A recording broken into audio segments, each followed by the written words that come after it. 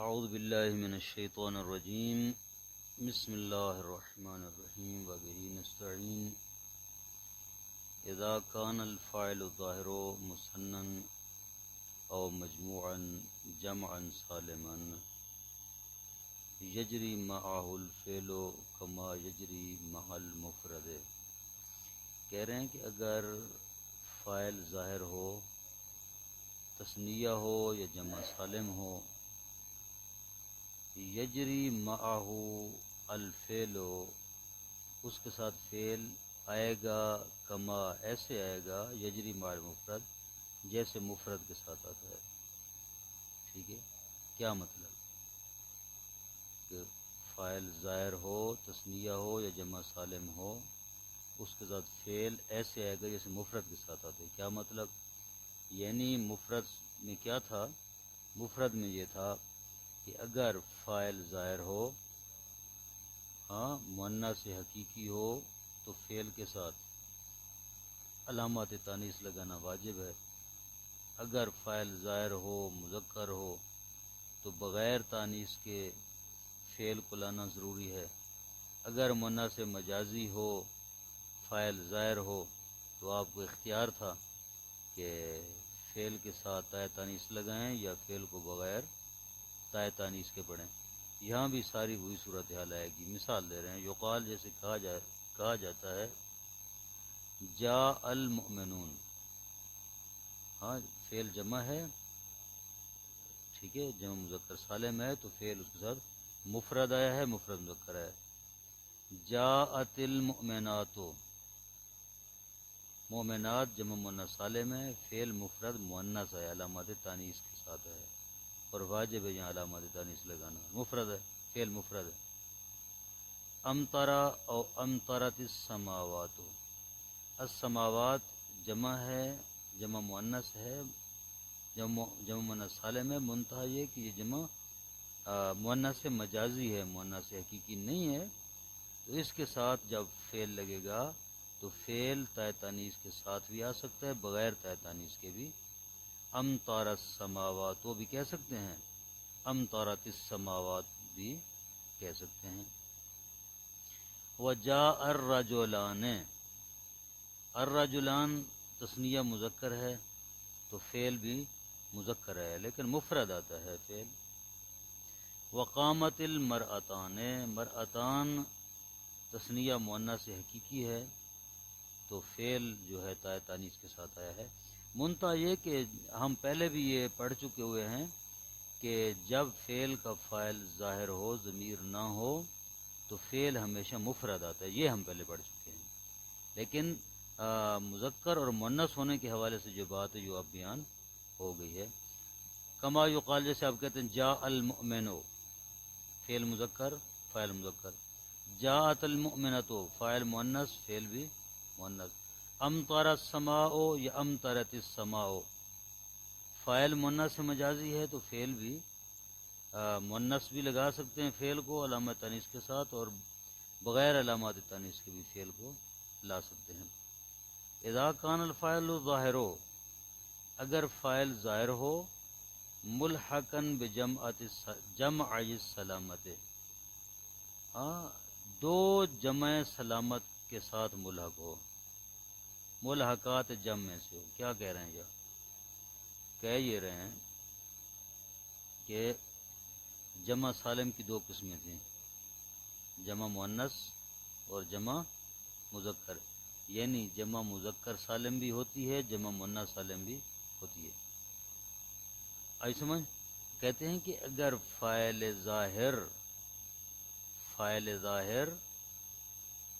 ملحق جمع ہو، یعنی جمع مؤنث سالم یا جمع مذکر سالم کے ملحقات میں سے ہو، یعنی جمع مذکر سالم نہ ہو، خود جمع مؤنث سالم نہ ہو، بلکہ ان کے ملحقات میں سے ہو، ان کے ملحقات میں سے ہو، جیسے جمع مذکر سالم کے ملحقات میں سے کون سی چیز ہے؟ جیسے البنین یا البنون، یہ البنون اور البنین یہ جمع مذکر سالم نہیں ہے، یہ ملحقات جمع ہے۔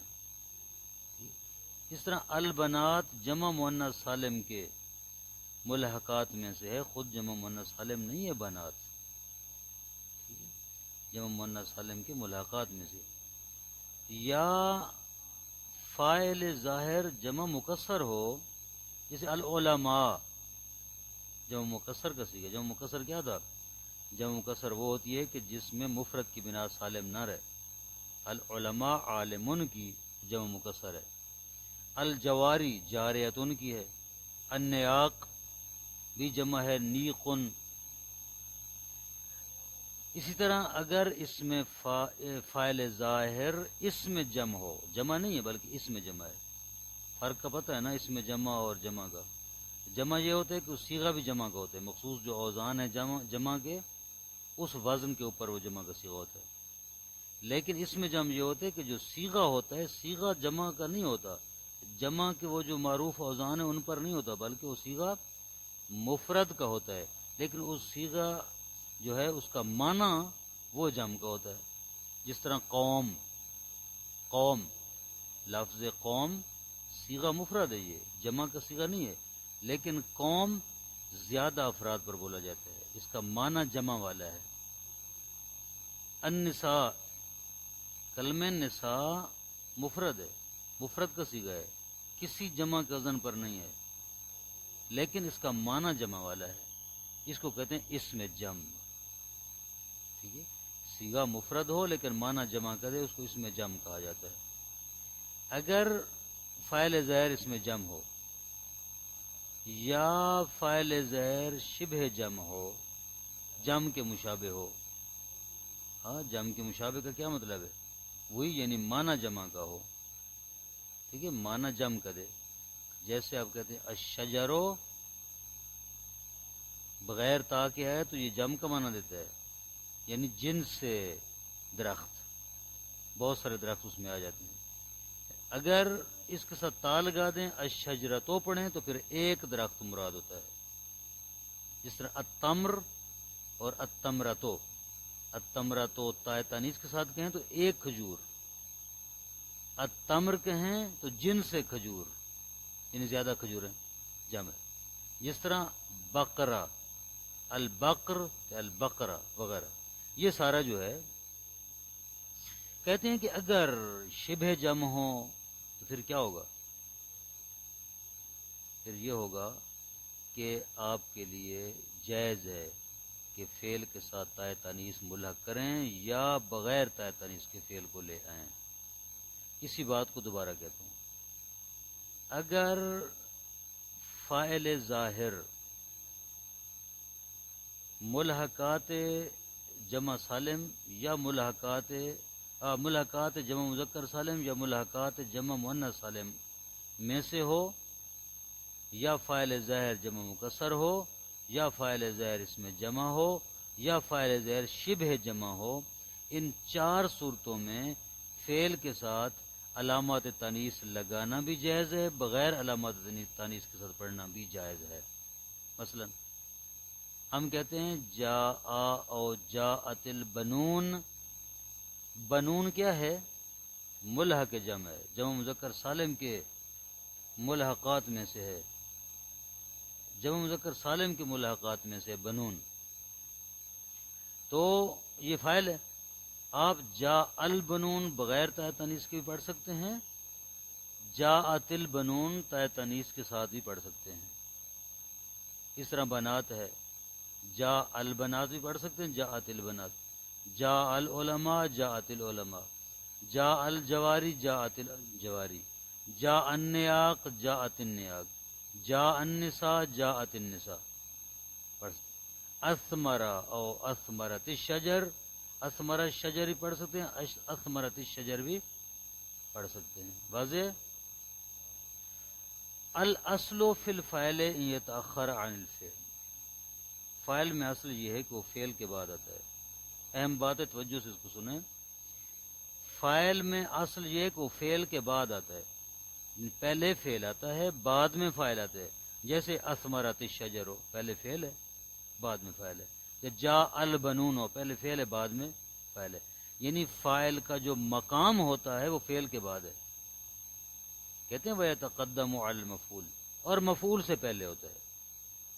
فاعل فعل کے بعد آتا ہے اور مفعول ان ترتیب یہی ہے، پہلے فعل ہوگا، پھر فاعل ہوگا، پھر مفعول ہوگا. جسے ضرب زید امرن، زید نے امر کو مارا، زید فاعل ہے اور امر مفعول ہے. یہی ہے مطلب ہے کہ قاعدہ کلیہ یہی ہے. جہاں پر بھی آپ کو عبارت پڑھنے میں تردد ہو تو اسی قاعدہ کلیہ پر عمل کریں، مگر ایک کہ کوئی اس کے برعکس قرینہ موجود ہو. خوب فائدہ فلو تقدم زید علی الفعل لعتبرہ الناویون مبتدأ لا فاعلا. اگر اس مذکورہ مثال میں زید کو ضربہ سے مقدم کر دیں تو ناوی کہتے ہیں ضروری ہے کہ اس کو مبتدا بنایا جائے. اگر یوں ہو زید ضرب امرن تو کیسے ہوگا؟ پھر زید مبتدا ضرب امرن فعل فاعل مفعول مل کر اس کی خبر ہوگی. ہاں واختلف المعنی بتقدیم، لیکن معنی میں فرق آ جائے گا.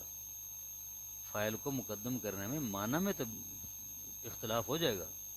فکأنک ترید زیادت التنبیہ الی شخص ضارب انہ زید لا الی الضرب. تو پھر کیسے معنی ہو جائے گا؟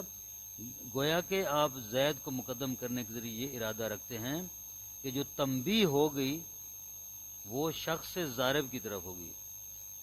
زید نے مارا ہے، یعنی زید نے مارا ہے، یعنی کیا ہے اس میں تخصیص آ جائے گی.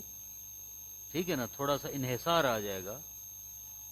انحصار کے موارد میں سے ہے نا کہ فاعل کو مقدم کر دیں، مفعول بھی کو مقدم کر دیں فعل کے اوپر، انحصار کے موارد میں سے یہ بھی اسی طرح ایک انحصار ایک قسم کا ہو جائے گا.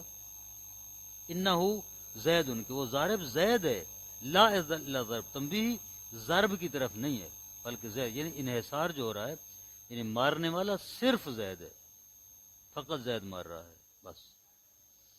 یقدم الفاعل علی المفعول وجوبا فی ثلاثۃ مواضع، 3 مقامات پر فاعل کو مفعول کے اوپر مقدم کرنا واجب ہے.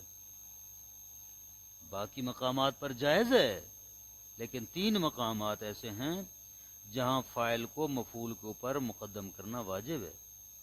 اگر مفعول پہلے آ جائے گا فاعل بعد میں آ جائے تو وہاں پر کیا ہوگی؟ مشکل نحوی پیش آئے گی قواعد کے لحاظ سے. پہلا مقام جہاں پر فاعل کو مقدم کرنا واجب ہے، اذا خفی اعرابہما وخیف اللبس، جب لفظ کا خوف ہو، التباس کا خوف ہو اور ان کا اعراب مخفی ہو. لفظ کا خوف ہو یعنی کیا؟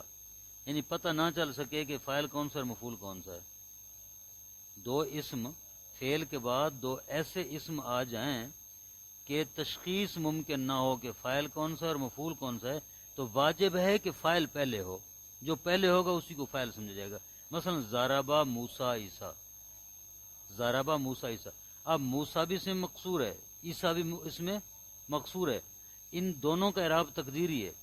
سمجھ نہیں آ رہی فاعل کون سا مفعول کون سا ہے، تو کیا کریں گے؟ یہاں پر واجب ہے کہ پہلا جو ہوگا اس کو فاعل سمجھیں گے. یعنی موسیٰ فاعل ہے، عیسیٰ مفعول ہے. موسیٰ نے عیسیٰ کو مارا.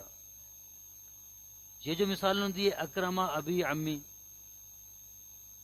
اکرام کیا، عزت کی میرے باپ نے میرے چچا کی.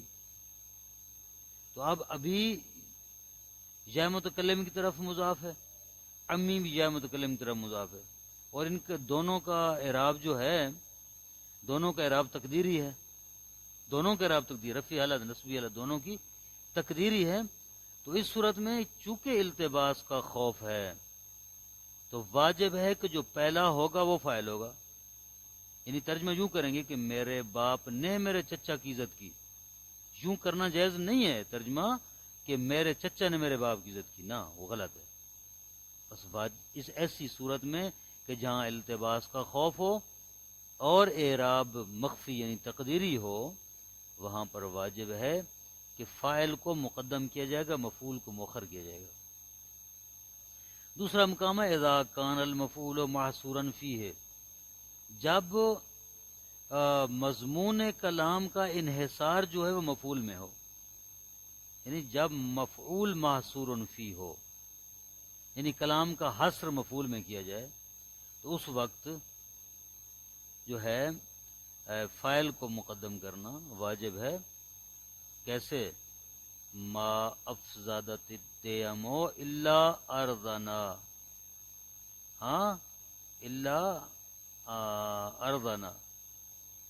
تو یہاں پر جو ہے چونکہ ارزانا مفعول ہے، اسی میں انحصار کیجئے، کلمہ حصر کے بعد آیا ہے، اسی میں کلام کا جو ہے انحصار ہے، حصر ہے، تو لہذا مفعول کو جو ہے بعد میں ذکر کیا گیا ہے. تیسرا مقام اذا کان الفاعل ضمیرا متصلا، جب فاعل ضمیر متصل ہو تو اس وقت بھی فاعل کو مقدم کرنا واجب ہے. جنین ثمرہ، جنینا کون سا صیغہ ہے؟ جمع متکلم، جنید تو جنینا، احسنت، جمع متکلم کا صیغہ ہے، تو نا جو ہے اس میں یہ ضمیر بارز ہے، فاعل ہے فعل کا، تو اس لیے اس کو مقدم کرنا واجب ہے ثمر پر، ثمر پر، ثمر مفعول ہے اس کا. کافی ہے. صلی اللہ علی محمد و